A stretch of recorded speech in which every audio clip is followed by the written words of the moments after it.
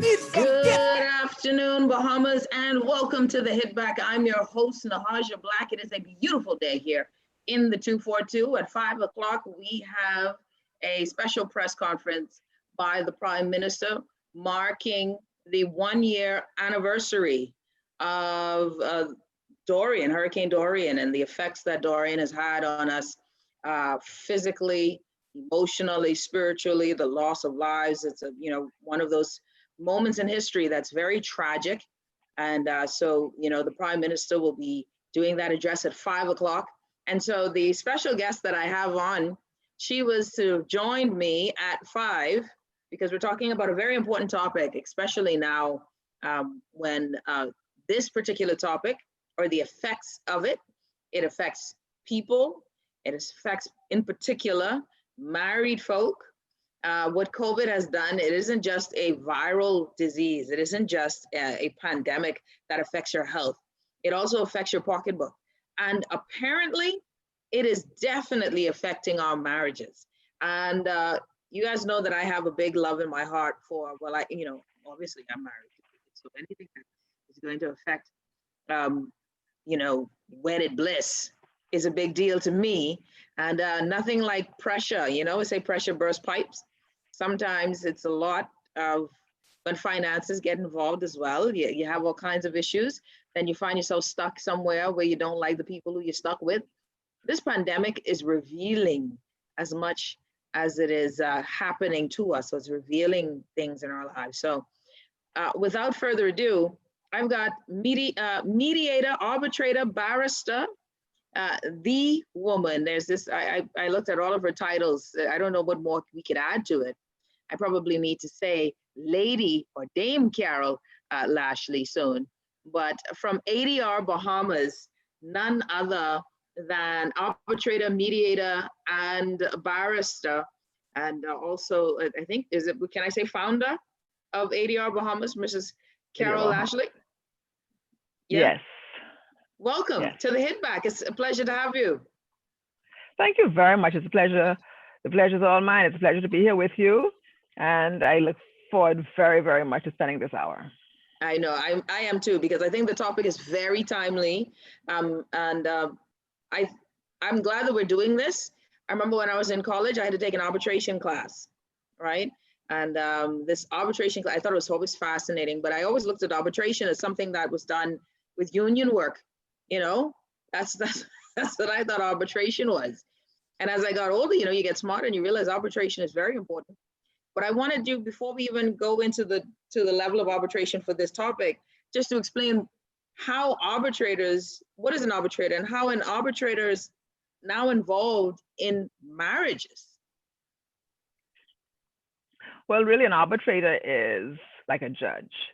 And so what I recommend more would be a mediator, a person who facilitates the parties, the partners, the spouses, to have a conversation that will enable them to look at what's important, enable them to pull away the things that irritate them and look for the things that will make them move forward together. Or even if they move forward apart, allow them to move forward apart well. Oh, I like that. So that's a mediator, really. I love that. To be able to move apart well. That's different, right? So that's the key, though. And is it with that? If you're just tuning in, Mrs. Caryle Lashley here with us from ADR Bahamas. I think it's Alternative Dispute Resolution. Absolutely. Look at me being all smart. Always an alternative. Always peaceful. Do you believe? Okay, one of the things that we've been learning, right, Miss Lashley, is that there's a better way, especially with kids, of walking away from a relationship. One that is healthy, one that requires some form of maturity on the parts of parents. You are Bahamian, you look at our landscape. We get married a lot, and apparently we get divorced a lot. What would you say is just the basic health of the Bahamas when it comes to marriages? It depends on the person. You have to decide what you want. You don't get married to be married. and hope that it happens. You have to make it happen. Just like you have to make your job work. You don't go to work today and do nothing and hope that your boss keeps you. In everything we do, we have to work at it and make it work. And marriage is no different. In fact, marriage is one of the most important things that we have to work that much harder on, especially if we have children. Because whether we like it or not, while we're not married and staying married for the children, it affects them. Yeah, interesting point with So staying we married for really the have children. to do our part. You know, when you say do our part, what does that mean? When you say do our part? What I mean is we don't expect the other person to do it. I don't want to make my partner or my husband or my spouse change. I have to change. So I have to do my part. I don't want to say, oh, he makes me so mad. Oh, he did this. You know, you make yourself mad because you could choose not to be mad. Being mad is a choice. And so I always say, if you practice the pause, just before you get mad, you pause. You say, now, do I really want to get mad? If I want to get mad, how long am I going to be mad for? My mom used to say, you can get mad as much as you like. When you're tired getting mad, you'll be pleased. And I think that's really the attitude you have to have, that it's a choice and the choice is yours, but the choice is yours for you. So it's our own responsibility, not the other person's responsibility, to make ourselves happy. Mediation is an arbitration. Arbitration, you say, is more like a judge in this instance. Correct. So is the arbitration process a more legal process versus the mediator? What's the difference between an arbitrator and a mediator? Or are they the same? The arbitrator makes a decision for you. The mediator facilitates you and assists you so that you can make the decision for yourself. The arbitrator makes a decision based on the information that he has. The mediator allows you and encourages you to dig deep and bring out those things that are really important, which you did not write on that paper, which you did not complain about, but would really mean a lot to you, and help you to get to the stage to present that to your spouse or other person you're living with or in a relationship with, and get it together so that you can move forward together or apart, but well. I think that's interesting because you say move together, move forward together, either apart. You move forward either apart together or together. But if you're going to move forward apart, do it well. So I love that theme. And I notice you keep repeating that theme. And that's something I can't wait for us to dig into a bit deeper. But I wanted to ask this before we get into that part, because I think that is very important with the psyche of it, like how we can approach this process. In your field, Ms. Lashley, what is the number one goal for you as Caryle Lashley, mediator, arbitration lawyer, et cetera? What is your main goal? Peace, happiness, calm. I'm not very calm all the time, but I try to be calm. And my goal is to be calm. And so everybody, and I mean everybody, understands when they are becoming not calm. They know it. And so they have the choice to say, you know what? I'm going to stop right here and walk away. I'm going to stop right here and do something different. But more often than not, we continue on that path that we're on. And that's bad news. And so it's so difficult to get off that roller coaster once we're on it. And so we could say to ourselves or to the person we're with, this isn't going well. I need a break. The relationship means a lot to me, but we're going down the wrong road.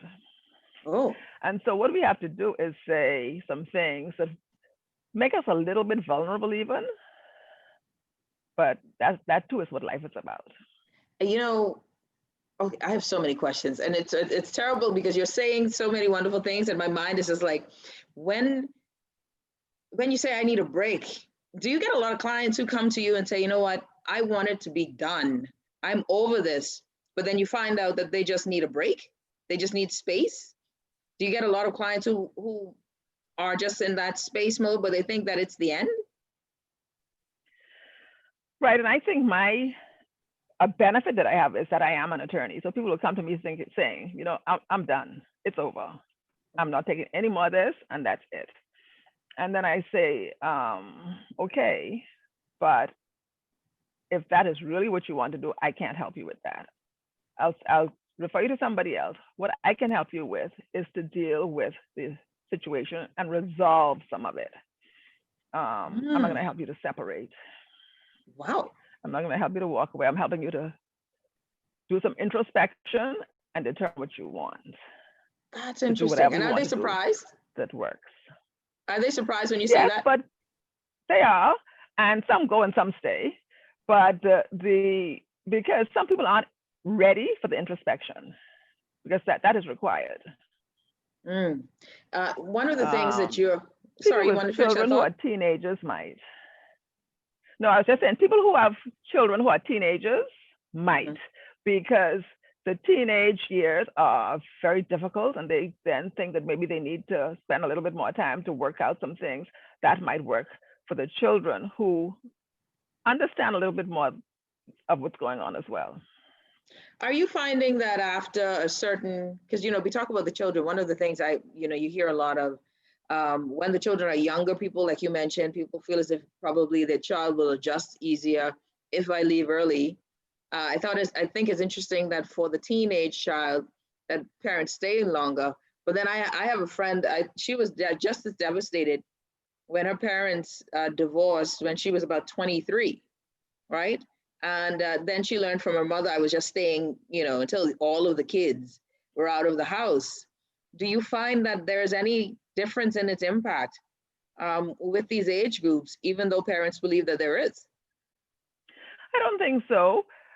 In my experience, which isn't vast, I don't think so, because children have feelings no matter what the age of the child is.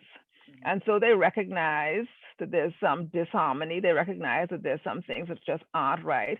They tend to be afraid to speak out or speak up because they are uncertain as to what the response is going to be when they do. And so children hold in a lot of issues and concerns that they have. And the older they are, they realize, though, that these aren't their concerns. They realize that, maybe this isn't my business at all, although it affects me. And so the pain that they have is the same pain, whether they're 10, 15, 20, or 30. That isn't something they would want to see and deal with. Yeah. And also it's hard to decide which parent am I taking sides with. And that often is a part of it too. Now that should be a big one, the choosing of the parent. It should, and I gather that's a part of one of the reasons why you talk about moving forward peacefully in a healthy way. Correct. So that we can get to a shared custody situation, and it's not, bitter and you no good pa, or you stink ma, stuff like that. That we make an adult out of the conversation and process. Correct, and that's extremely important, that we look at the end result.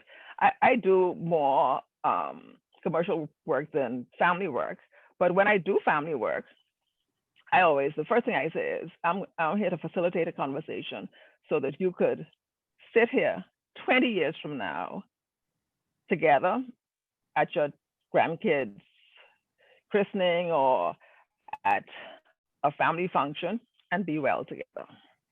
And so if that's your focus, then you need to pull up some things that will make that happen.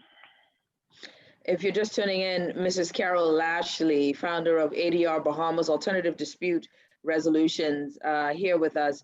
And we're talking about the purpose of the show is really to talk about how COVID-19 has affected, this pandemic has affected relationships, marriages, the need for conflict mediation, and the skill sets that we don't necessarily talk about using or needing in these times. But I kind of veered off on that one little thing and trying to understand, a little bit about that process. So let me get back on track. Ms. Lashley, we're looking at COVID-19 as a pandemic. And I started the show saying, well, right. It has affected so much more, right? It has revealed a lot of things. One of the things I don't think a lot of people were ready for or understood the impact of quality time. I think if we knew we were going to be locked down with our significant other and what that means, I think we would have started marching a long time ago, Because a lot of folks just did not want this quality time. What have you found that COVID-19 has done to relationships, marriages, common law marriages, etc.? It's done the good and the bad, quite frankly, because there's some marriages and relationships that have thrived because of it. Because some families have one partner where that person's working 2 jobs, so they're always on the go, moving out, although they have in their heart a good relationship. And so what has happened with the lockdowns is that they've been able to spend some time, downtime, talking, understanding some things that really matter, discussing some things about family, about the future that they might not have sat down and discussed for such a long time at once. And so that's the good side of it. The bad side of it is that those who find that they are not doing what they think the other person wants to happen often find themselves wanting, and then they conduct themselves in a negative way. They shout, they're angry very often. They try to blame the other person for the things that they find themselves wanting in. And the ability to have a conversation without blame, without the need to resolve or win is very, very difficult. And so that has happened.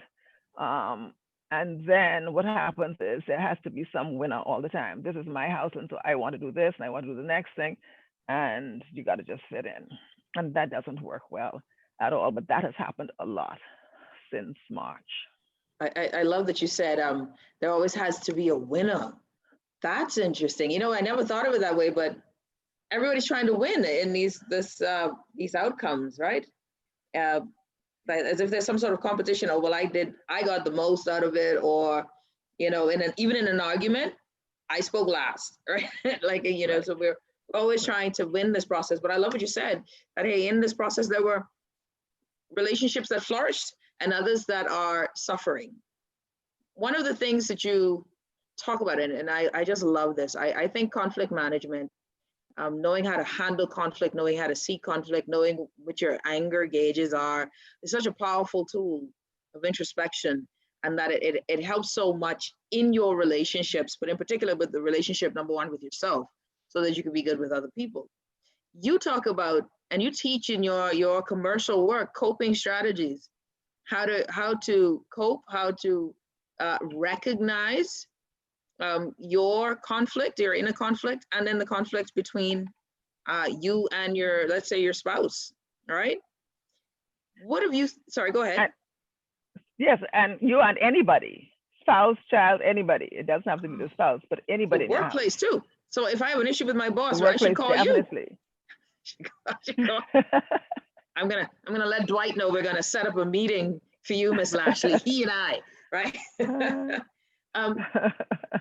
But what do you find it being the number one conflict, or the most common conflict between individuals, between people? Lack of communication, inappropriate communication, unclear communication.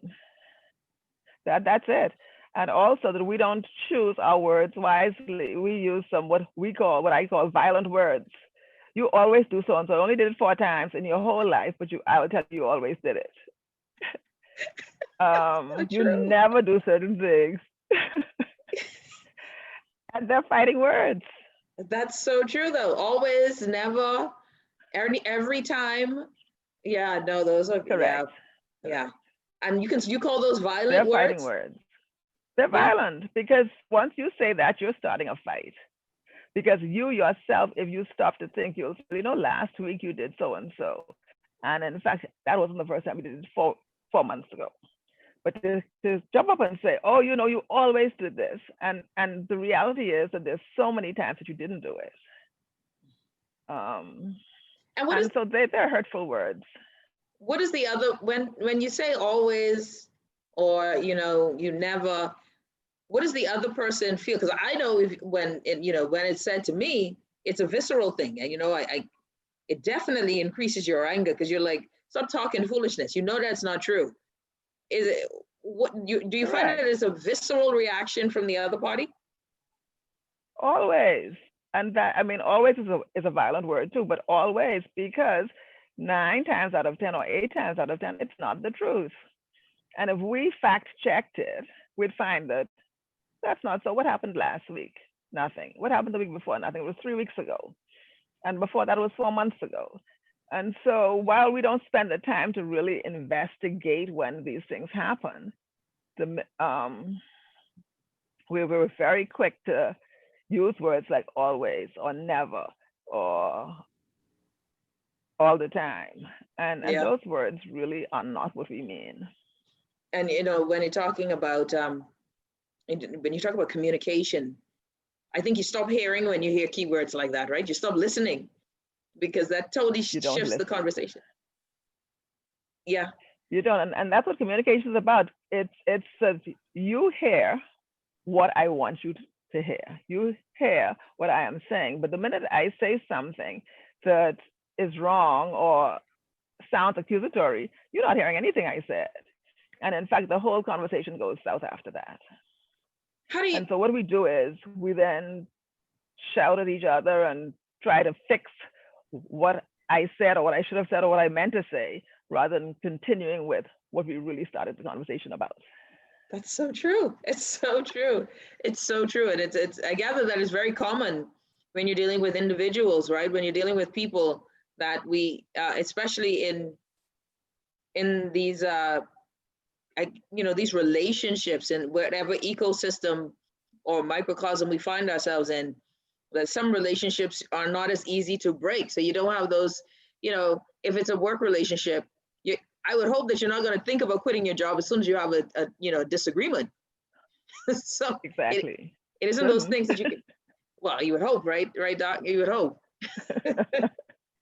But because these relationships tend to have some modicum of commitment. I gather that's why do you think that is why the reaction to conflict is so much grander than if it was someone who you can just ignore or move away from? But how do you determine who you can ignore or move away from? So let's look at it. You have your people at home, and you really, that's a permanent relationship. You have your people at work. You go to the supermarket, the same packing boy packs your groceries every week. So you have a relationship with him too. And then you go to a store that you buy something else often. And while each time you choose the place and the person, it's less and less that there's a relationship of any strength or magnitude, nevertheless, there's a relationship. And all relationships require the same amount of honesty and integrity. And so as long as we're going to determine that we're going to be honest with our relationships, it doesn't matter how strong the relationship is. It'll become a way of life, a practice that we have. And so some are permanent, but some are able to be permanent, but we don't even know it yet. So we do some things, we meet some people, we interact and engage, and that might be a person we have an opportunity to get into a relationship with down the road. But depending on how we act with them today affects the relationship down the road. That's interesting. Yeah, and that's interesting to look at, because you would think I think we have a lot of this thinking that persons who aren't in our circle is somehow, or in the different varying circles in our life. So I got a work circle, I've got a church circle, I've got a home family circle, my home circle, and you got your family circle. Like, we have different circles. And if folks aren't in the circle, then perhaps they're, expendable, if that's the word. They're not connected relationships. But what I'm hearing from you, Ms. Lashley, is that every interaction is a relationship. Everyone. In its smallest experience. That's interesting. Everyone. And what it really is about is the integrity of our own relationship with ourselves. So how we treat others depends on how we treat ourselves. So we get up in the morning and we decide to have a conflict by deciding to get up at 7 or to get up at 6:30. If I get up at 6:30, I'm at work on time, there's no problem. Then I say, oh man, I'm so tired, I don't want to get up now, I'll go to work late. You're already in a conflict with yourself. And so we have to determine that the integrity that we have for our relationships start with ourselves. We're going to take a quick break. When we come back, more with founder of ADR Bahamas, Mrs. Caryle Lashley, barrister, mediator, arbitration lawyer, I guess. Is that okay? Do I say arbitration lawyer or just arbitration? Arbitrationist. I don't know. All of a sudden, my words have failed me. And just overall, a brilliant woman who we're talking about coping strategies in your relationships in particular.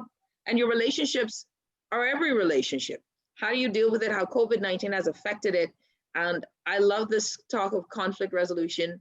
I wonder if some people just wake up and it's just conflict. Like, are some people, Doc, I'm just sorry, Mrs. Lashley, are some people just conflict on two legs? Like, you can't save them. They just want row. Don't answer that question. When we come back, let's discuss it. What if you're married to someone like that? What if that's your common law spouse? You just marry a bossy person. You're listening to The Hit Back with Nahaja Black. When we come back, more with Mrs. Caryle Lashley from ADR Bahamas. I hope you guys are learning as much as I am. I love the topic of conflict resolution. I always think it's so important. If we can solve some of these challenges through mediation, we'd be better off, y'all. You can do better by solving some of these challenges. So I love the conversation. We'll be back right after this. You're listening to The Hit Back with Nahaja Black right here on Guardian 96.9 FM.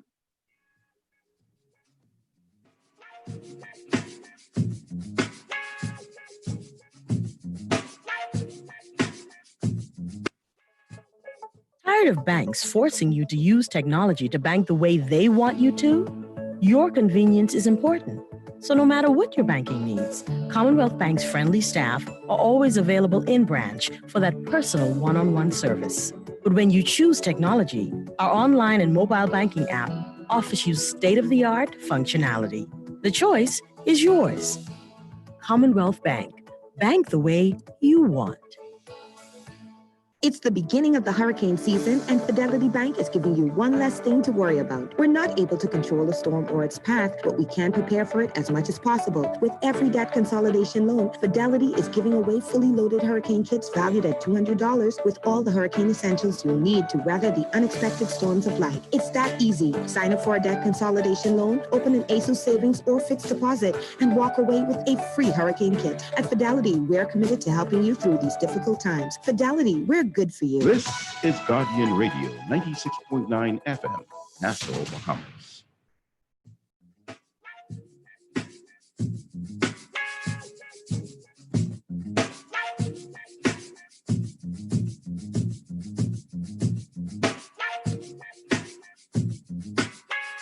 And we're back. You're listening to The Hit Back with Nahaja Black at 5 o'clock. We will be, the show will be cut a bit short today, because we have with us, at 5 o'clock, the Prime Minister will be giving a national address on the 1-year anniversary of Hurricane Dorian.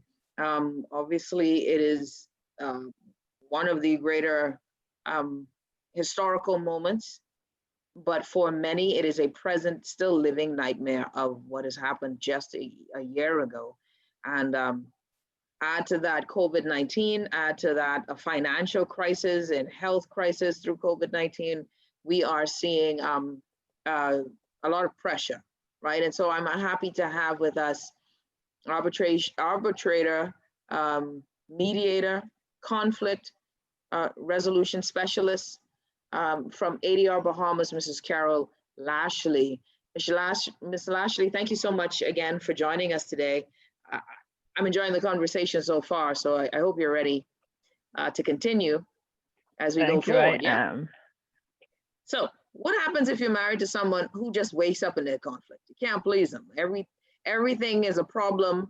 They, on a scale of 1 to 10, they're constantly at an 8 and easy to hit a 10. I know some people who be like, I know that person. I know that person. And they don't know that they offend people too, because I know that person. What do you say about that person who has this level of this issue of conflict? And then how do you deal with a person like that? How would you mediate that relationship? Well, the first thing I'd say is, if I believe somebody has that level of conflict, my question would be, why am I judging that person? Ooh. Am I equipped to judge them that way? Do I know what's going on with them? So we judge based on our what we see from the outside. We judge based on our own values. We judge based on a lot of things which aren't necessarily accurate. And so sometimes some people who appear to be an 8 all the time really only needs somebody to speak to them calmly, try to find out what's going on, see how you could assist them.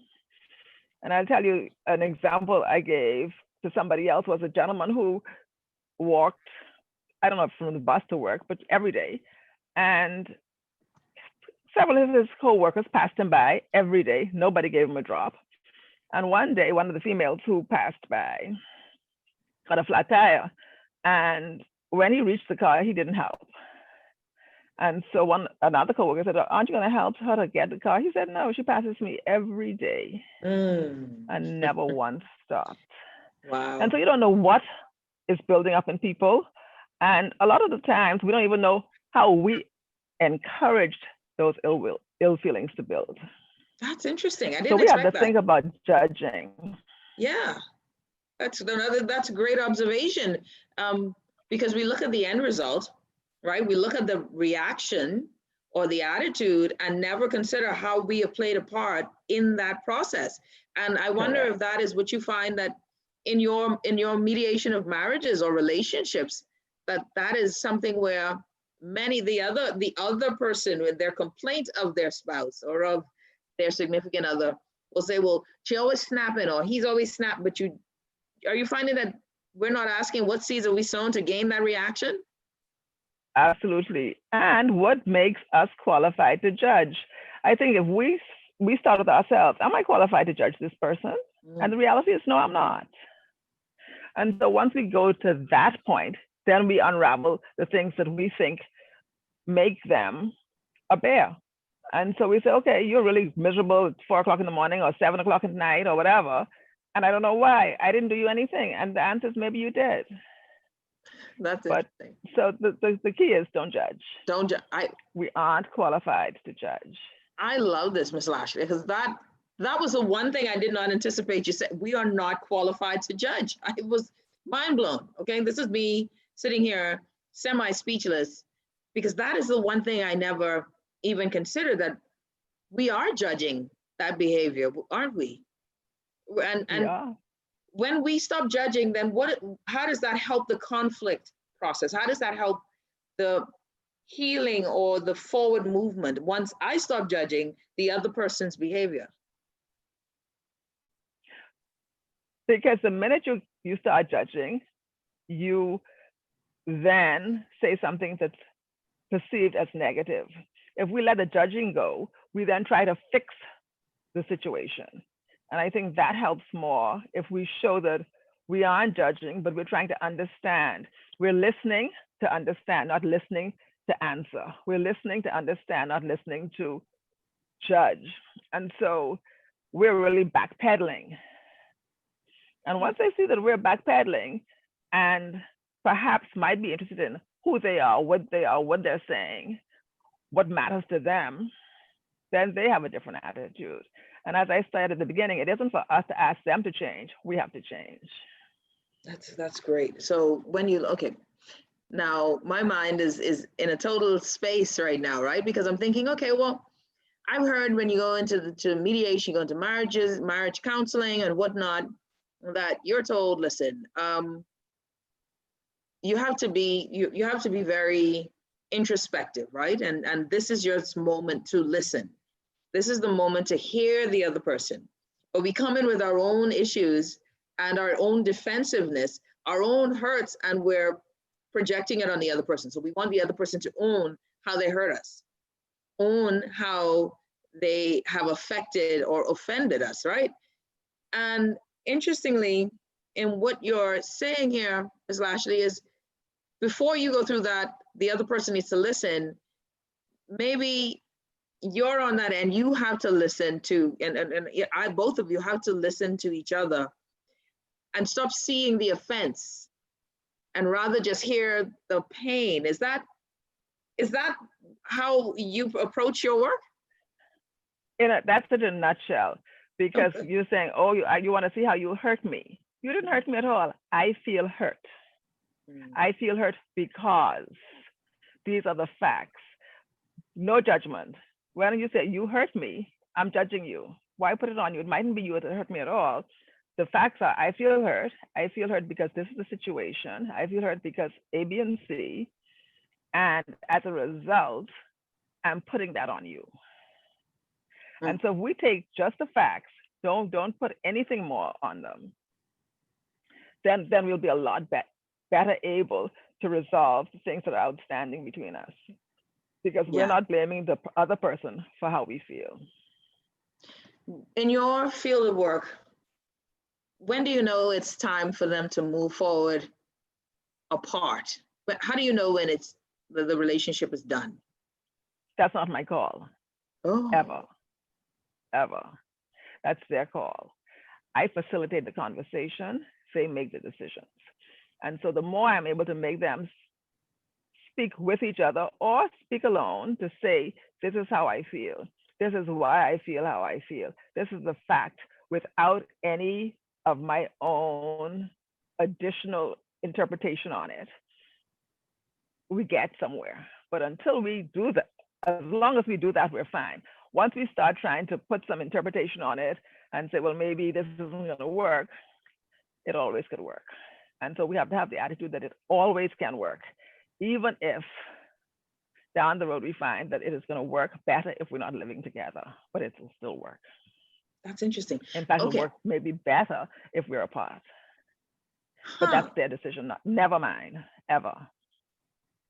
And you said, but we work better, meaning we can be better friends if we're apart. That's sort of we. Because people think if you're apart, there's no more we, right? But I noticed you said we work better apart. We might be better. People with children, particularly. Okay. Right. All right. Yeah. Because that's where, I figured it only could be with, something got to keep us together. Right. Right. If you're just tuning in, Caryle Lashley from ADR Bahamas, Alternative Dispute Resolution. And I'm so happy that you exist, Ms. Lashley, because I hope people are using these alternatives, man. Just to know that it isn't straight to the lawyer for divorce court. But how do you differ? Because one of the things I know, Bahamian men don't like therapists, right? So Bahamian, go ahead. They don't, but I'm not a therapist. That's what I was about to say. Therapist. And I wonder, how do you is it helpful that they know, hey, listen, I'm not a therapist. This isn't going, I'm a mediator. I'm an arbitrator. Do you find that there's more of a better reception to your style and your brand of work? I'm not sure that there is. There probably is a better reception to a lawyer because they want to win a case and they want to get the best they can. And so my style is to backpedal and say, what about if you both win? Particularly if you have children, what about if you both win? Even in your work relationship. Because what you want to do is win, but you want to win in terms of your relationships, because relationships matter everywhere. No man is an island. We grew up knowing no man is an island even before we knew what that meant. And so we know, even with COVID, we know that how we conduct ourselves affects other people. I got to the nightclub or to a party tonight, and my Grammy's living home with me. I don't wear any mask. I come right home. In fact, she gets whatever I have. I don't get sick, she gets sick. And then she's a burden to the overburdened health system because of me. Yeah. It's relationships. We got to think about them. And they're across the board. We have to think for ourselves and for others. I think it's... But we can't judge. And I love that. And one of the things, you said, which I think is very healthy, what if we both win, right? What if we can walk out or walk toward a different relationship that is healthier than what it is now. And we're happy. Do you find that you have a lot of your clients who walk away and they truly feel like they have won? I mean, I know this is your business, but that they truly say, well, listen, I feel good that we're at peace here. What is like the best testimonial you have of a couple that you were like, Jesus, I was sure that we were going to have a homicide and I was going to have to be a criminal lawyer in my office all of a sudden. And now look at them, you know, what testimonial you have? Because I think that that's so interesting that we can do this. But I don't do anything except facilitate the conversation. I sit and I listen and I encourage them to speak and they make the decisions. And I think that's the biggest thing, that they had that in them all along, but nobody took the time and they didn't take the time to speak, talk it through. And so they as a mediator, everything that I had to change. Yeah. And so as a mediator, that's it. You sit there and, but not that's it, but the importance of it is helping to facilitate that conversation, saying, okay, absolutely, your turn, you know, and one of the things that you stress is that you're not a therapist, but as a mediator, this is the space that you create. The mediator, how is a mediator different from a therapist? Because a therapist tries to get you to speak to them. A mediator tries to get them to speak to each other. Ooh, that was easy. And that was simple and love it. I love that. And do you find that is that a challenge where people just don't speak to each other to hear? They don't, because we want to speak and we want to be heard and we want to end it because we want to win. And so the challenge is to speak until we are speaking and everything is I, not you. I did this, I feel this way, I am upset. This is what I want, not I want you to do so and so. And so and the mediator also does a lot of fact checking. So you say something and then the mediator will say, well, give me another example of that. Mm-hmm. Or give me an example of how you would like to see it otherwise. Yeah, because one of the things that I would want, or I'm wondering in my head is, when do we meet? When does, you know, a business call you? At what point do you find that you're brought into the picture? Where the services of ADR Bahamas has brought in? Are you brought in to the end where it's almost a catastrophic space, or are you called when, you know, things are just under the surface? When are you called to come in and be that mediator? When people know that they can't resolve it themselves, because I'm shouting at you and you're shouting at me, and I'm not listening to you and you're not listening to me, and I'm blaming you. And I don't think that you should be blaming me. And so one of us has to say, you know what? We can't do this on our own. And then that's what happens. Or somebody else, if you have a department that's not managing well, because some members of the department feel, rightly or wrongly, that they are not being, and this is a word that people use, I'm not even sure myself what it means, but people say, oh, and they don't respect me. They feel disrespected. Mm-hmm. And so at that stage, sometimes, you know, people say, well, let's have a meeting where people are free to speak. Mm. And that's all it is. It's to enable people to have the freedom to offload or unload, whatever the issues might be.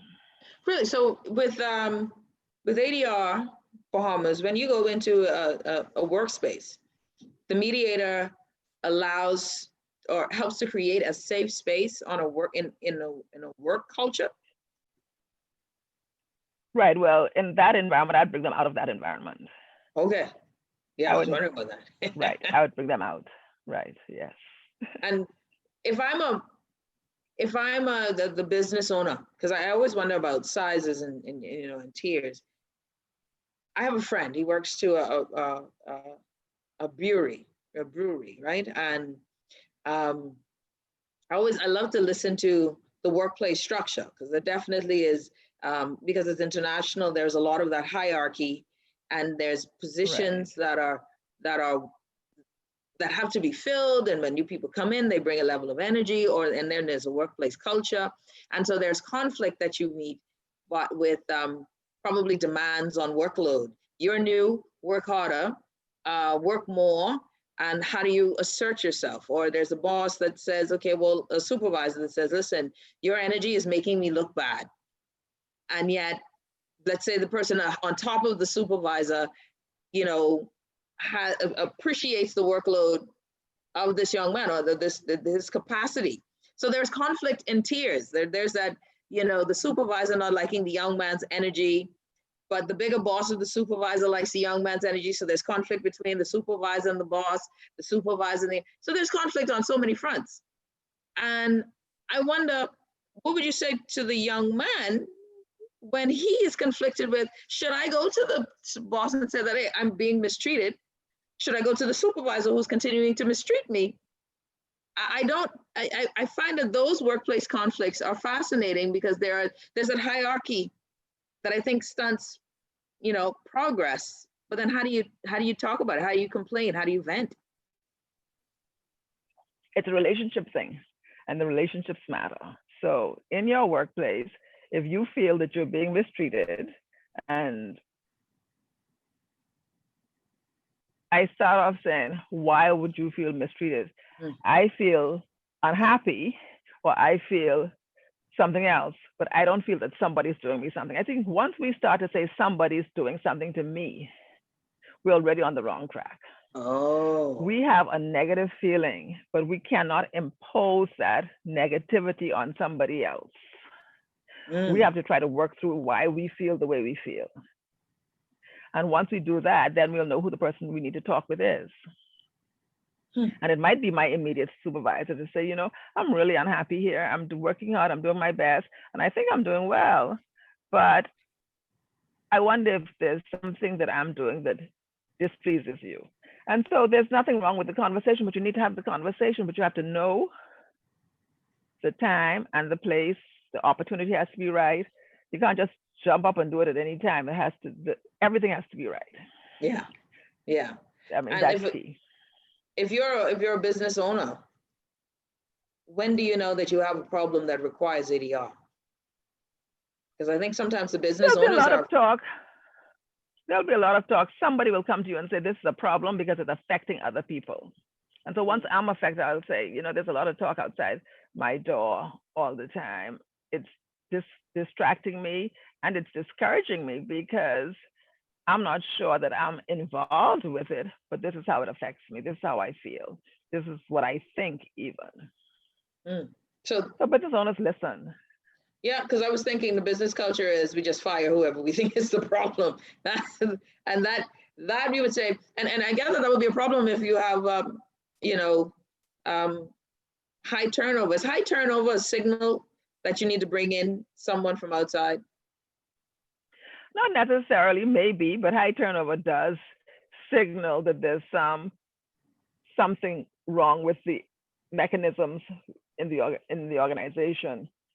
Somebody's sabotaging something, something's going wrong for some reason. And so we need to look at the core of it, see what the problem is, and then go to the next stage. But it's always, always, always a relationship thing.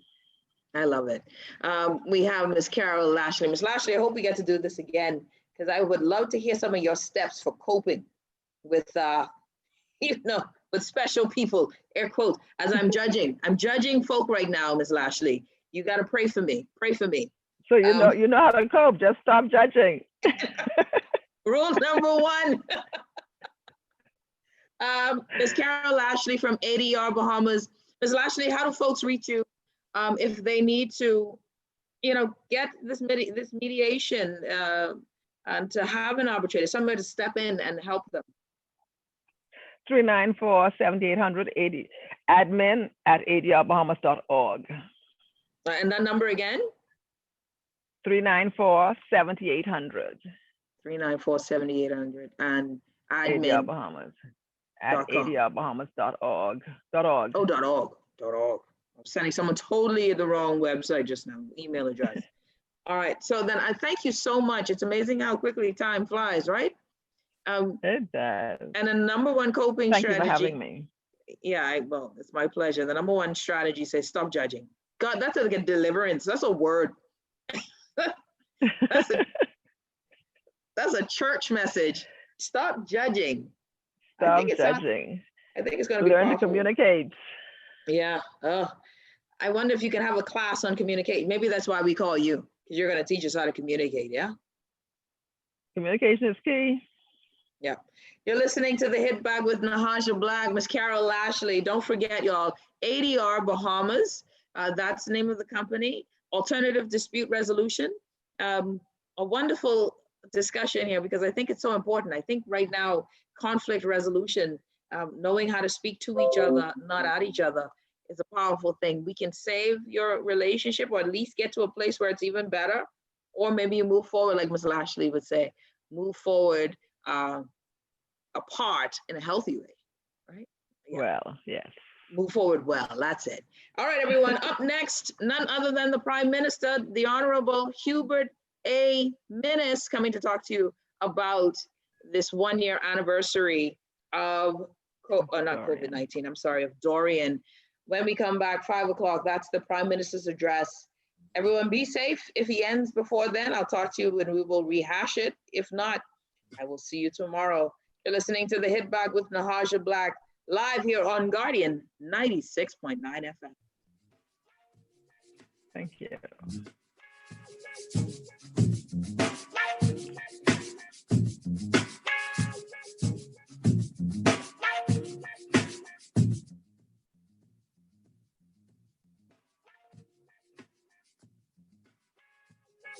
This is Guardian Radio 96.9 FM, Nassau, Bahamas. We remember all of those who lost their lives because of the destruction and ravages of Hurricane Dorian. We continue to pray for their souls, even as we honor their memory. We remember and continue to pray for those who lost loved ones and who are still grieving. Grief is one of the hardest human experiences. We miss our loved ones with a depth of sorrow so overwhelming that it is hard to bear. We remember the survivors of Hurricane Dorian, who are still rebuilding their lives and their communities on Abaco, throughout the Abaco Keys and on the Grand Bahama. We remember, and we will never forget the pain, the suffering, and the devastation from this monster storm, from which it will take time to recover on many levels. Bahamians and residents suffered life-changing injuries and mental trauma from what they endured. On behalf of myself and my wife, Patricia, and the government and people of our country, I again offer condolences and prayers to all who lost a loved one during Hurricane Dorian. All of their lives were important. Each one of our brothers and sisters who died was a special person in their families and communities. I ask all Bahamians to keep praying for their families. Pray that God's mercy will comfort them in time. Hurricane Dorian was the strongest storm to ever strike our Bahamas. It was also one of the strongest storms ever recorded anywhere in the world in human history. Hurricane Dorian first struck Abaco a year ago with maximum sustained winds of 185 miles per hour, gusts of 220 miles per hour, and storm surge in excess of 20 feet. Dorian caused $3.4 billion in losses and damage. The areas in Abaco and Grand Bahama, struck directly by the storm, looked like war zones afterward. Dorian tore homes from their foundations. It washed away businesses. Boats and containers were flung across neighborhoods and business districts like pieces of paper in the wind. The storm destroyed water, electrical, and telecommunications infrastructure we built as a people over several decades. It will take time to rebuild this vital infrastructure, including the rebuilding of the utility infrastructure in Central Abaco.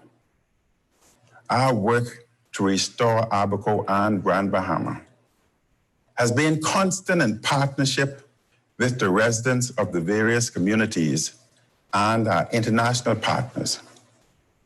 We have made some progress, but not enough.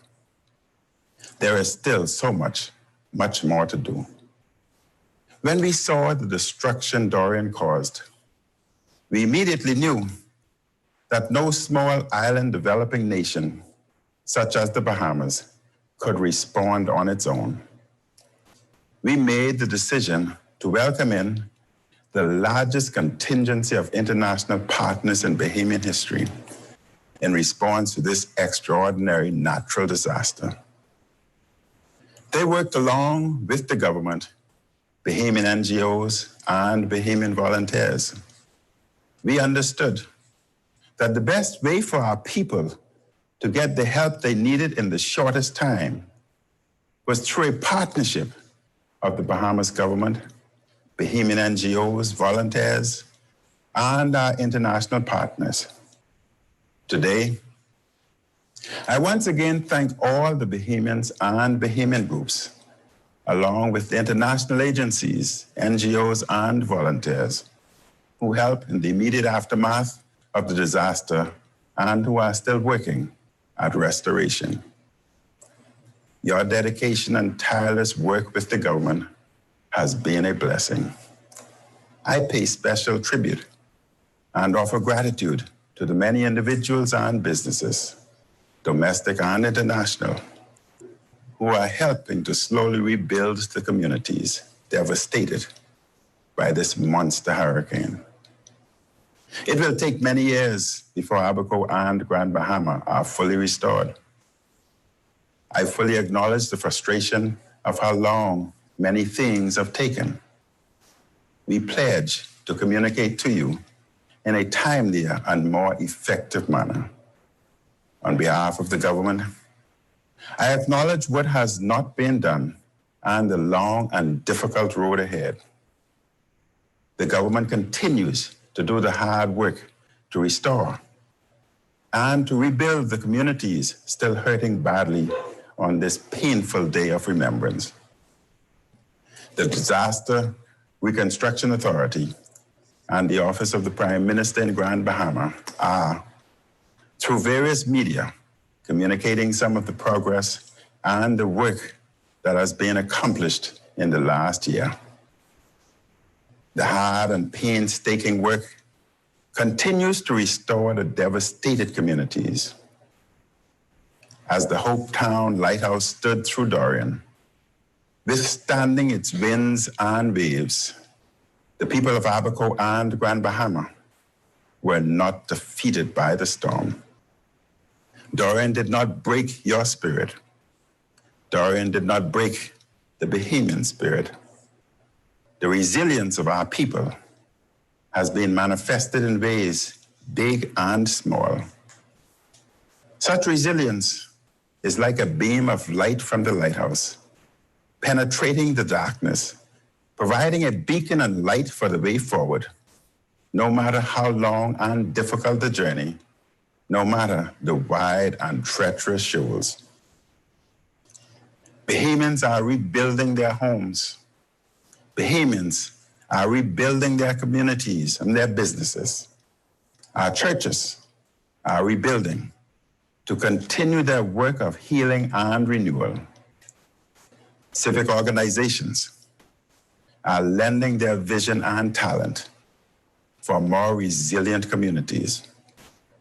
We must rebuild for a new time in our history as we address with resilience and fortitude the many effects of climate change, including more powerful storms and rising sea levels.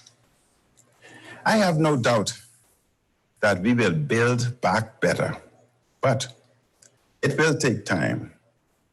Each time we faced a crisis in the past, as Bahamians, we put our heads down and got to work together, black and white, rich and poor, young and old.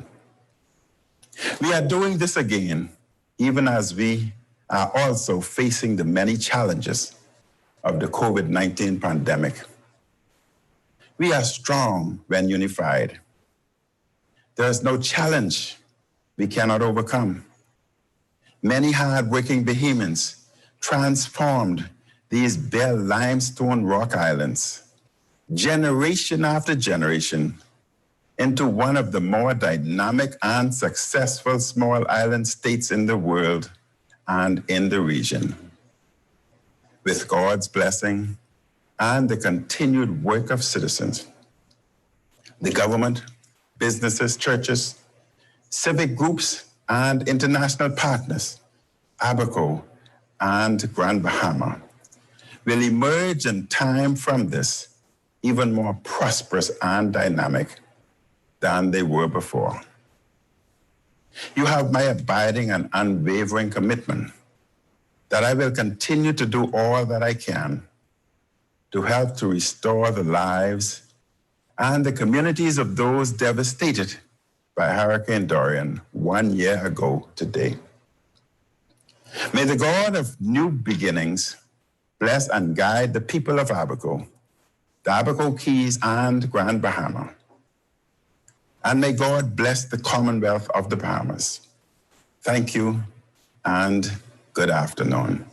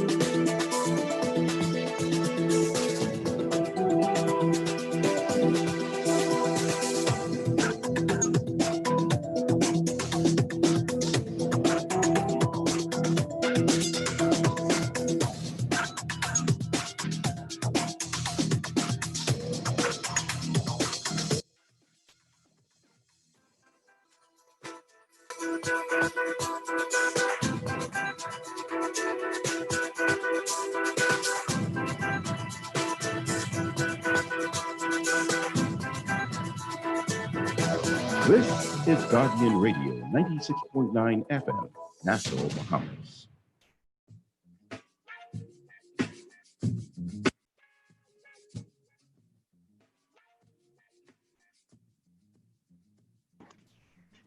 And we're back. You're listening to the Hit Back with Nahaja Black, 1 year anniversary of Hurricane Dorian. And, you know, one of the things that's so interesting about this, this whole scenario here is that we have found ourselves challenged a year later. And there's a lot of challenges. And I think it's important.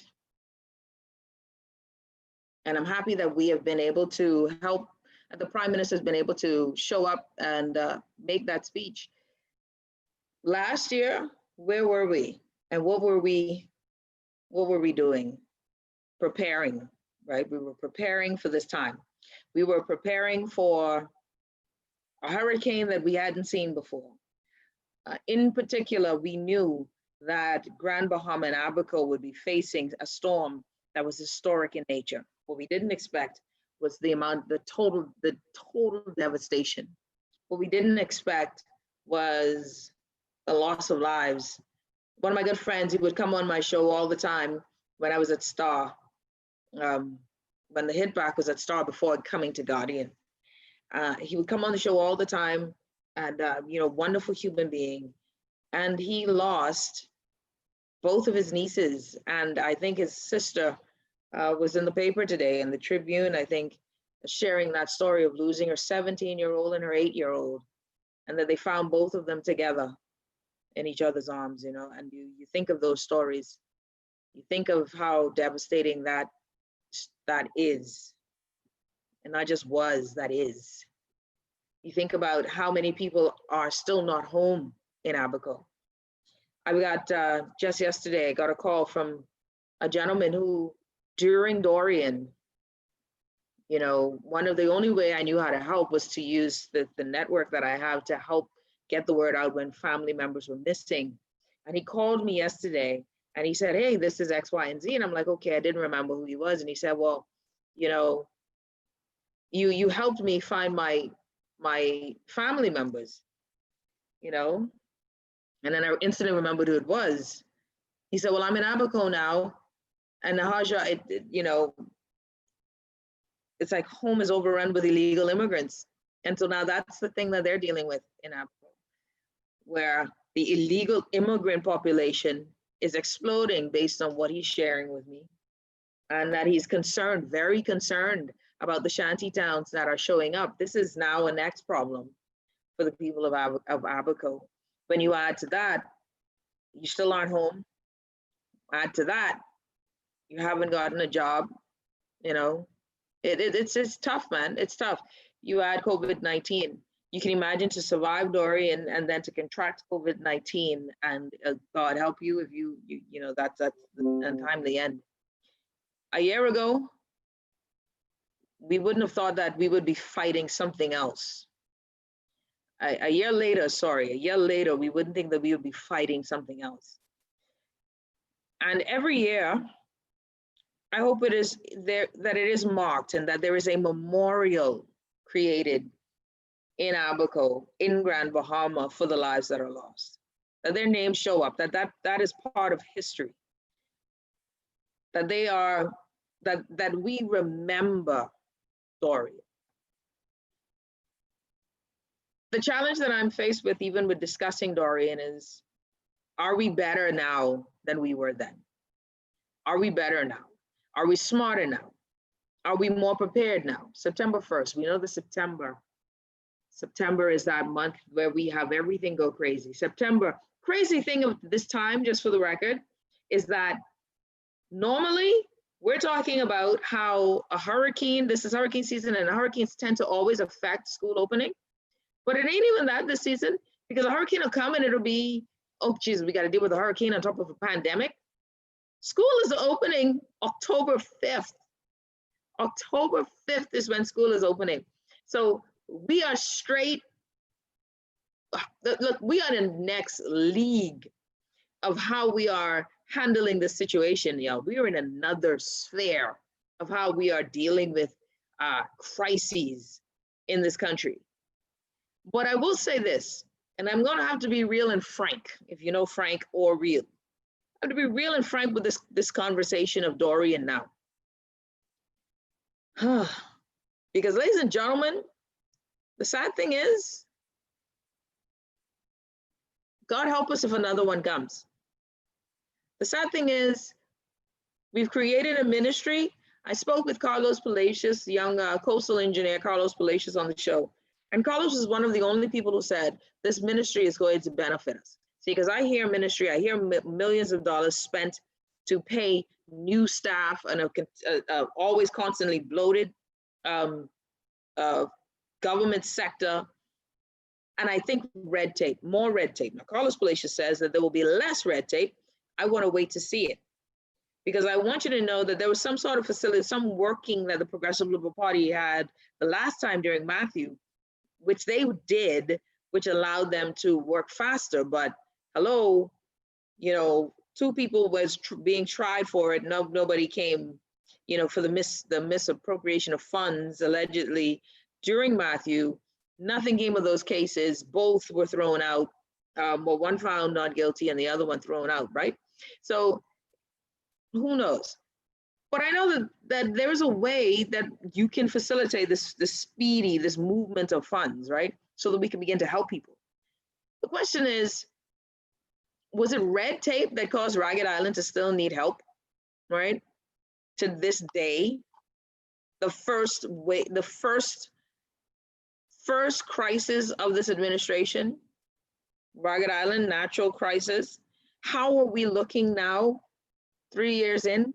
How are we looking? How's Ragged Island looking? They're almost done with the school. The question is will the school in Ragged Island have been ready for September? I don't think so. So now we have Dorian, and it's a year later. Remembering Dorian and those who died, the real way, the greatest way, not just in a speech, would be, we remember you by being better, right?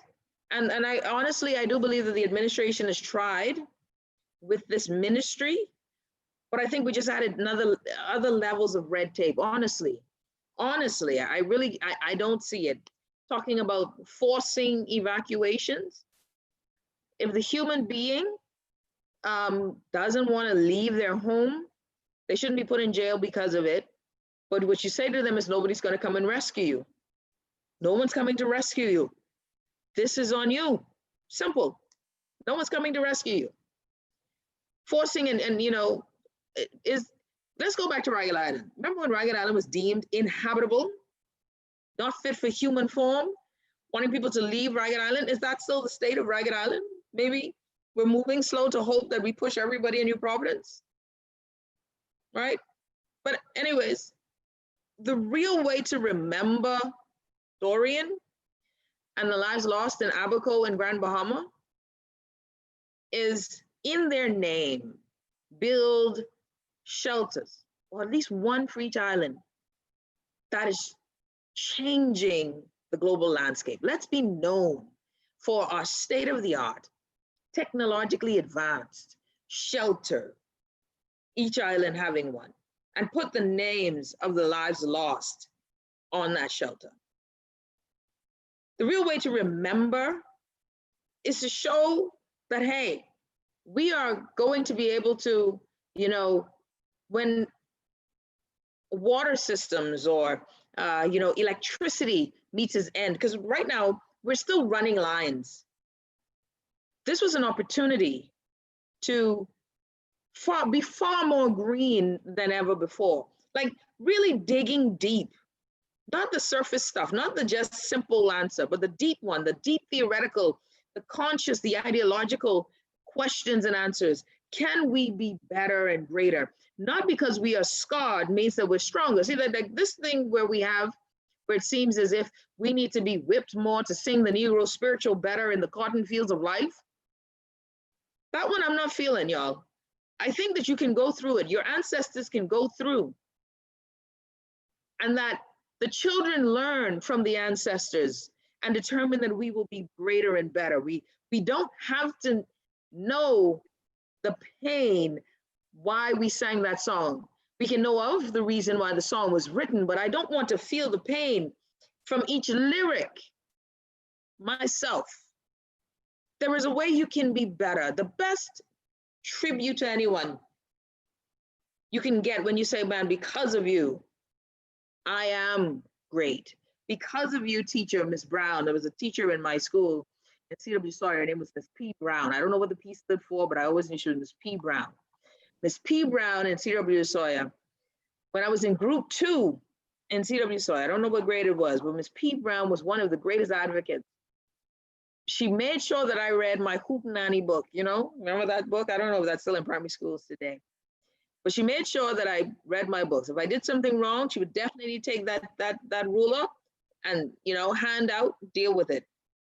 But she encouraged me to read. She created that love of reading, you know, apart from my mother. She was very instrumental in that. And she was one of the greatest advocates for me moving up to group 1. And I think I was in grade 3. And one of the greatest advocates for moving into group 1. And I, you know, I was just so proud. And I just love how she taught me lessons. She wasn't soft on me. She didn't show her curry favor, but she paid attention. And one of the greatest tributes that I could give to her is I am a lover of reading and books is because of her. And my mother, of course, who taught me to read through my Bible. So then what else? Not just saying it, But then how is that translated to my life that I could say, this is how you've invested and I've gotten better. And this is how I'm paying it forward. We have to build up. The story of Dorian is real, but what Abaconians receive the we remember story, because see, Abaconians ain't remembering, they're in. Grand Bahamians don't even have to remember Dorian, they still remember Jane and Francis. Was there a tribute paid to them from Jane and Francis? See, not to try and take away from the fact that the Prime Minister didn't address. I appreciate that he went out there and didn't address. I appreciate that he remembers. And that I hope that it is a trend that we begin to memorialize events in this country for the sake of history. Now, not the political storytelling, the truth story, right? Because I know the PM won't, the PM is definitely not going to have in his speech where we're all questioning where the donations are. He's not going to have in his speech, we're all questioning the pace of Abaco and the restoration, or what's going on with schools in Grand Bahama. We're all questioning. That won't be in the speech, but it's politics. I won't expect it to be in the speech. But I appreciate that he did that. But here's the thing. That's talking as if Dorian is in the past tense. And ladies and gentlemen, Dorian is still here.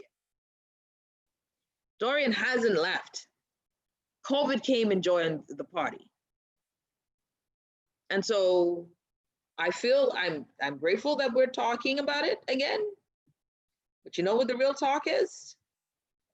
Where's the progress? $1.3 billion borrowed for this fiscal year. But now we have to borrow more for COVID. Grand Bahama before COVID and Abaco before COVID, we're asking, where is the progress? All we're hearing about is 300 Mexicans going to work at Baker's Bay who may or may not have had COVID test results because the Ministry of Health sure didn't seem to have it. Well, we know Dr. Dahl Regis didn't see it at that time. And all of a sudden, then Dr. Dahl left, but I ain't saying that one is connected to the other. I'm just speculating. But Dorian hasn't, the storm may have disappeared in the ethers, but the storm in people's lives, I think I had Denali Penn on, and Denali Penn said that she went to go and help a family of 7 from Abaco who was sleeping in their vehicle here in New Providence to help put them in a home. This is real. So, yeah, I hear the speech and I appreciate it. But let's be real here. Let's be real. There's a lot that still has to be done. And that lot that still has to be done is all about pace. Remembering that day. I don't want people to wake up and always remember that day. I want them to look and remember that day with hope and saying, you know what? I'm happy that there's some program out of all of this borrowing and all of this donation that I can go and be able to get some money, or I can go and hope that businesses will return. But right now, what Abaco has is an immigration problem. What Abaco is filled with, what I've been told, and I have multiple sources, is that there are a lot of illegal immigrants of Haitian descent in Abaco, and that it's a problem, that they're rebuilding shanty towns. And I have a problem with that. Y'all gotta hear me. I have a problem. When I gotta pay real property tax, I gotta pay top dollar for my property. I don't go anywhere, cut down bush and build a structure. And folks will know this is happening and don't deal with it. So if they're not illegal, how can they illegally build? This is, and I don't want nobody come to me from no rights organization and say that this is some sort of xenophobic rhetoric. No, this is a legal conversation. If you're here legally, stay in legal dwellings. Anyone who has a piece of land and knows that people are living on it illegally should be prosecuted. if they have not put in any form of legal requirement or any sort of police request to have these people moved off of their property. At some point, and we're not talking about, don't talk about putting people's property on lien. Some people, why would I sell a property I'm making money off of? That's just dumb to me. Oh, we'll be putting a lien on the property. Well, why do I have to sell the property? If every house, I got 100 sheds on my shacks on my house, on my property, and I'm getting $100 every week. What do you think selling that property? And I didn't have to build nothing. I didn't have to put no light there, no road there. You honestly think I'm the first and the last fool, a lien on property. Abaco, hello, Immigration Department, Ministry of Immigration, Ellsworth Johnson. What is going on in Abaco with regard to illegal immigrants? Are they illegal? Where's the paperwork? Are they building on property they purchased? Y'all can't, look. I've gotten another call from a family in Carmichael Road. The young lady is a Bahamian woman, went to the bank, paid for a mortgage. The neighbor, all of a sudden next door, deciding that there is great room in the inn. We're going to keep building, and 10 immigrants in one unit. Keep building. Cesspit ain't got enough space. She's called everybody. Everyone. You see, this is what, and I can't wait because I'm going to have her join me on the show. She got all the papers, everything. She got all the work, emails and everything. So come on now. We're going to remember Dorian, but let's deal with Abaco. Let's deal with Grand Bahama. Because I tell you, Grand Bahamians could tell you right now, they have not recovered from Francis and Jane. Anybody came and had a speech? Anyone really cared to help fix Grand Bahama? Grand Bahama's been languishing, but the Port Authority still gets paid? Huh? What are we talking about here? What are we talking about here? I'm happy that there's a recognition of the challenges. I'm happy that we remember, build the next level, the globally, exciting. Oh my God, how do we not take advantage of opportunities in this country? How do we not? When the world was watching us, because the world still is, but no other time. This was a Haiti moment. When Haiti had the earthquake, and concerts galore. And remember now, Haiti, there's questions in Haiti, where did all that money go to? Where did all that money go as well? Whilst the UN reps there are raping young girls and boys, but here's the question now. How do we miss an opportunity like never before to call on the world's greatest and brightest and say, listen, world, we are going to have a global competition on shelters. The Bahamas and more countries like us, island nations, right? Island nations surrounded by water. We need a world leading design on hurricane shelters.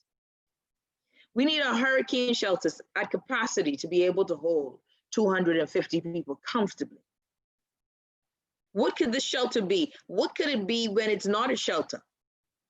What should it house and hold? How do we make sure that it doesn't take up so much square footage, but it's comfortable, that we can have cots stored and they're easy to pull out? We can create better privacy, the use of water when there isn't water, right? When the water system is gone. Where is the energy when the power is out? How can we ensure that we have sufficient bathrooms and people are comfortable? What about if there's flooding in the area? How do we elevate it? How do we not take advantage of stuff like this? How do we not? But rather, we had NGOs saying that the biggest impediment to being great was the local government. You're listening to the Hit Back with Nahaja Black. 1 year ago today, Dorian hit our shores. Dorian, as a storm has gone, Dorian as a monster still reigns. You're listening to the Hit Back with Nahaja Black. When we come back, more on this conversation and education. What did Minister Jeff Lloyd share yesterday? How do you feel? Are you confident in the process of education? Are you confident on that? You're listening to the Hit Back with Nahaja Black. We'll be back after this.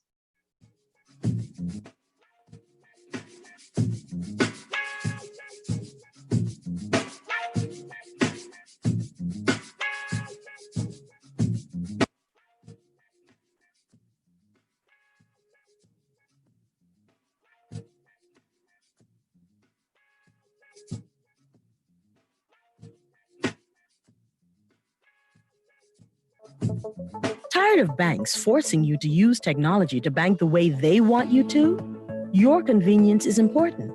So no matter what your banking needs, Commonwealth Bank's friendly staff are always available in branch for that personal one-on-one service.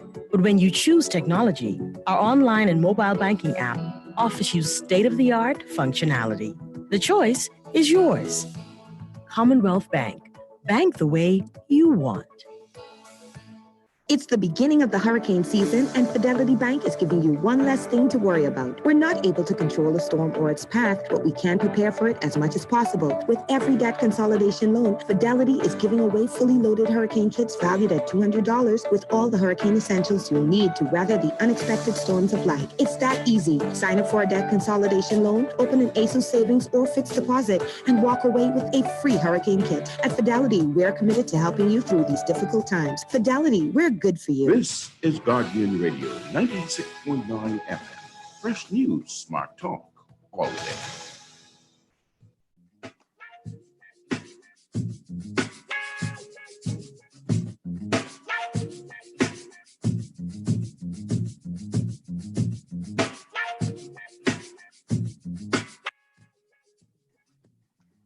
And we're back. You're listening to the Hit Back with Nahaja Black here on Guardian 96.9 FM.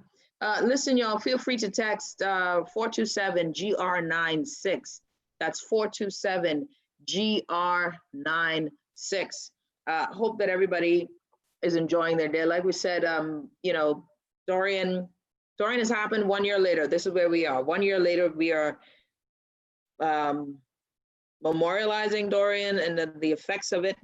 And really the effects have stayed. The effects are still, we still need more time to look at what the emotional toll, how much Dorian has hurt us. We still need more time with that. But then we also, look at not just that, not just Dorian, but then when you add a pandemic on the back of that, and you look at this last year and how we have been challenged even before that. Because, some pockets of the Bahamas has been challenged exponentially, right? Folks in Ragged Island who were displaced, I got a text here, so funny. Pockets of Grand Bahama or Ragged Islanders have been displaced. And they don't get enough. And I thought it was an insult when we went on 60 Minutes, the Prime Minister did, and we were talking about, the solar panels that were coming on stream years later, but yet there were no school, no police station, no nursing, no center for nursing. I'm telling you,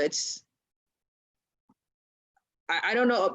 I'm conflicted. I personally am conflicted because I know what the Prime Minister is trying to do, I guess, was, speak on a topic with regard to Dorian, and pay tribute to that. But Dorian hasn't left, y'all. And then you add COVID-19 to that. You add that. We got some texts here. Evening, Mrs. Black. My Prime Minister ain't worth much of a grain of salt. That's a slap in the face to Grand Bahamians and the Abaconians. Yeah, talk about it. Why are we talking about? Progress, Mr. Prime Minister. I want to really support you here, but progress is key. Progress. Nahaja, I hope you don't believe the authorities don't know about it. They know. They know just what's going on. Elections coming soon. And are you saying that they're leaving the immigrants in Abaco because of elections? I got people from Abaco calling me saying, Nahaja, the illegal immigrant population over here is ridiculous. I wasn't expecting that, I've seen videos. There was a few videos, Abaconians driving around saying, well, look, they're billing over here. They're billing over there. I still can't get over this. I don't understand. Who's running this cartel of human trafficking? There's somebody running this, Human trafficking ain't just the little girls or the little boys being sold. Nah, this same one here. Because don't sleep. Don't forget. Don't forget now, we got some human traffickers who turn into illegal numbers people who end up being legit people. I'm just saying, I ain't talking about the young one, the older one who work with the young one. But this thing here, who running the racket? Because an Abaconian should be vexed about it. They should be vexed that whilst they over here in New Providence or in Eleuthera or some other island, that when they come home, the people with homes are the ones who ain't paying no mortgage, right? And guess what? What would have been very interesting, right, is if we had, because I would say the cheap labor market is a real market. There's some people who benefit from the cheap labor market. Most of the second home buyers in Abaco were benefiting from the second home, the cheap labor market. Whereas most Bahamians, because I guess, you know, brothers them know y'all Bahamian ain't giving you that as a low labor wage worker. Yeah, I guess, I don't know. But many of the second home buyers, that's why the homes, a lot of the homes were poorly constructed because they weren't a standard, like what we have as a standard. And I'm not guessing on this. I've spoken to engineers and architects who all told me that the homes in Abaco were not the standard of New Providence homes, because we have a different standard here. The inspected, we have more inspectors. You can't pay off no inspector here. You still got to go through the process. So it's a different build. But somebody got to be winning when you come to illegal immigration in this country. Because if every Bahamian I know got a problem, and I mean Bahamian I know who have a problem, I don't care what descent you are, you got to have a problem with someone showing up in the middle of the night like a ninja, running straight to whomever they have to run to, and they got boarding, right? They have shelter. They got instant access to education, so that there is no need to pay rent, no need to pay school fee, using up the system, right? How do they get NIB cards if they're not Bahamian? How do they get passports if they're not Bahamian? How do they get these things? But yet every official could tell me ain't no corruption in immigration. Anyway. I ain't here for that. I gotta move on, because you know why? I get mad because I can lose my little cool on that point. But because we really have to have a real talk on that. We not just talk, but a real next election, this upcoming election. You know what needs to be real? You know what we need to do next election? Because 2022 ain't far. At the pace of 2020, God, it feels like forever. 2022 isn't far. What needs to be done? Listen here, I'm so happy I have this up. Let's go here. What needs to be done, ladies and gentlemen? I watched the Jamaican Jamaica's debates, election debates. And what they do in Jamaica, which I love, is if you're going to be the party, let's say the Progressive Liberal Party, the DNA, the KGM, all of these groups, they want to come and be leader of the country. First of all, if you want to be leader of the country, then you have to debate. But you can't just debate any debate. This ain't constituent versus constituent, right? MP versus MP. Prime Minister. So leader of each party will debate. Leader of finance. So your shadow Minister of Finance, who is in maybe in the House of Assembly. And if you're in the DNA, who is ever your shadow member of finance, they have to debate. Then there's a few other key ministers and shadow ministers who have to debate. I think that's very cool, apart from the constituent thing. And maybe they do the constituent debates. But I think that's very important because critical areas should be debated on and addressed. And I think two areas, but one in particular that needs to be a ministry. Two, but one in particular needs to be a ministry. The two ministries, Ministry of Natural Resource. Because our natural resource is more than just the aragonite you hear about.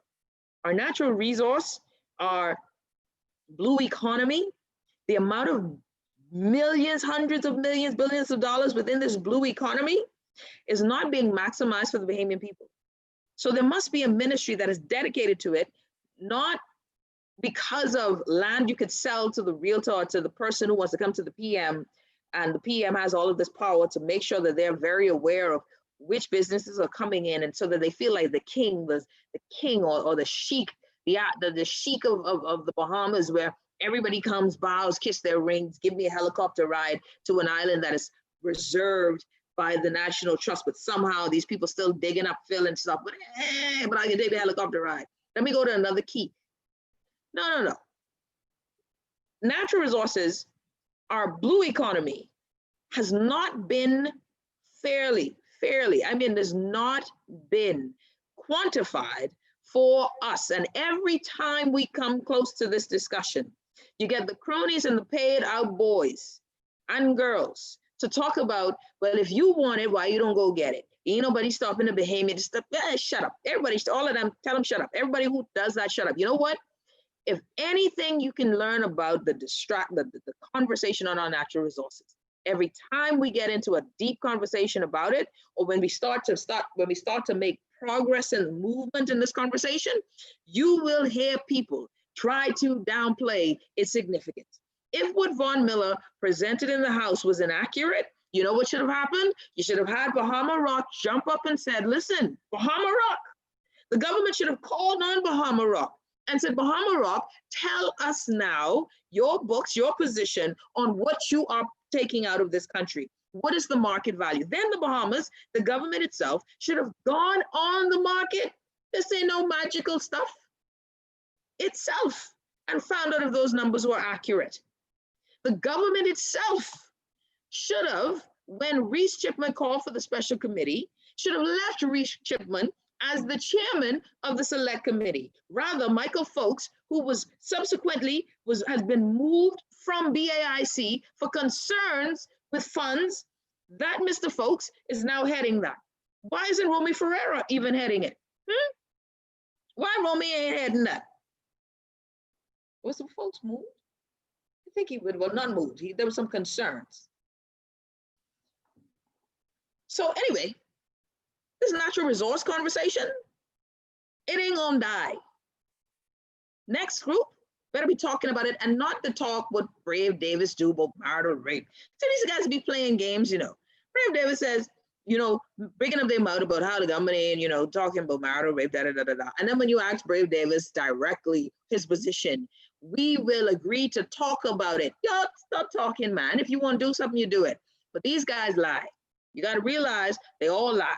Because this administration lied, and I'm saying it clear, this administration lied about what they were going to do, and they didn't do it, okay? They ain't tell us the truth. They definitely said they were anti-spy bill. Then boop, there it is. It ain't called spy bill. It ain't the spy bill no more. Remember that? Minister Dams don't want to call it the spy bill no more, but they sure as heck marched against the PLP for the spy bill. Oh, anyway, I digress. But now it's the communications and something bill. Freedom of Information Act.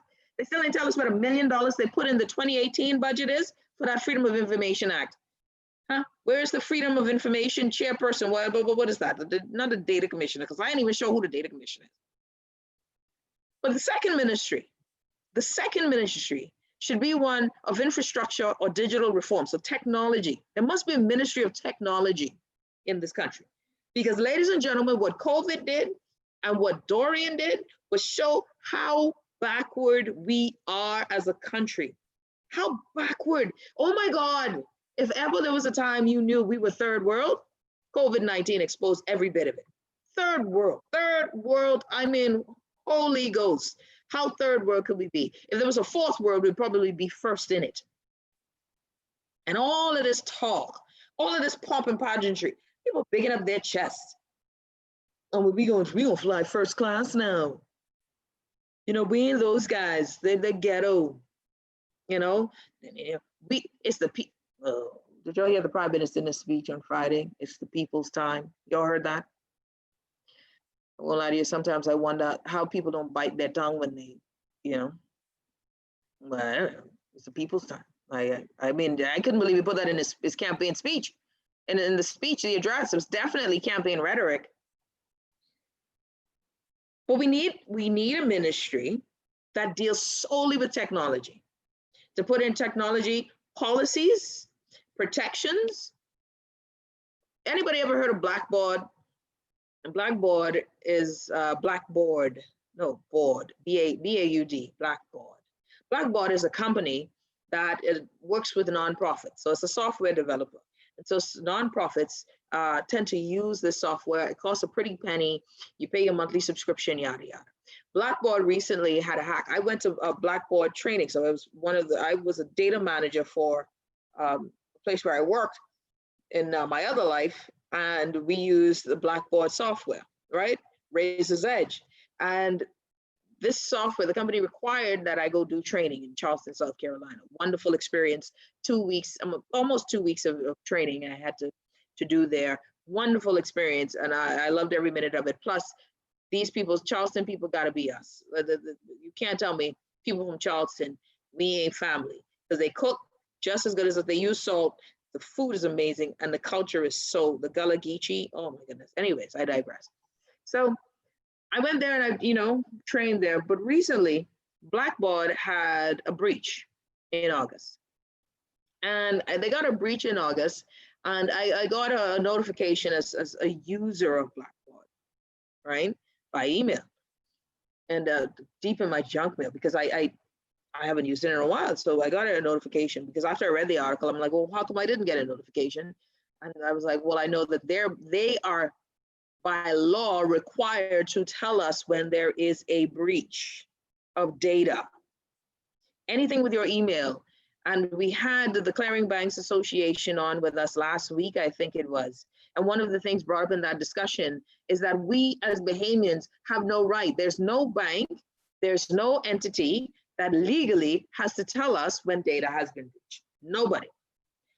If you understood how powerful it is to know when Fitness Power was breached, I was notified. We all know when Facebook got breached, because almost all of us got notified that our information was out in the ethers. My Fitness Power, my email is in the dark web now. I'm very concerned about that. How do I scrub it, get it out? We had a registrar breach twice in this year. Once in 2017, or 2016, I think it was. And were you notified? Do we know to the extent that data wasn't taken? We have to take persons at their word. When you look at the file on the website of the hackers who took the files, it was almost 60 gigs worth of data. And if you know how small documents are, you mean tell me that must be, because what is being purported, what is being told to us, not by the chief, the data's commissioner, no, but what is being told to us by Mr. Dames and others was that, oh, this was only information that, you can access if you pay $10. It's not serious information. You can go ahead and, how is any information not serious information? How is any information not serious information? If this was so accessible to us too, why isn't it online on the internet, interwebs for me to get?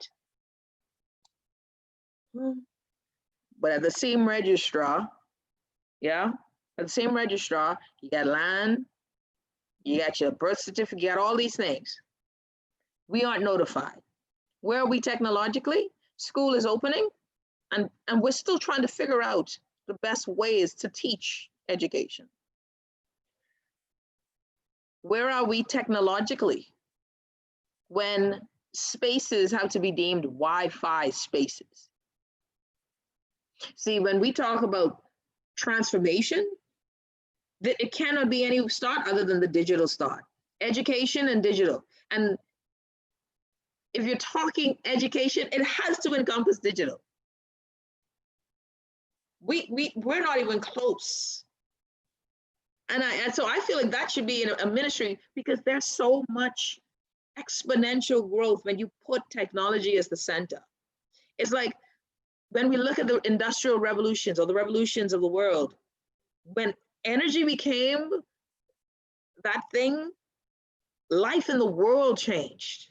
Energy began to fuel so many different industries, light, cars, combustion, energy.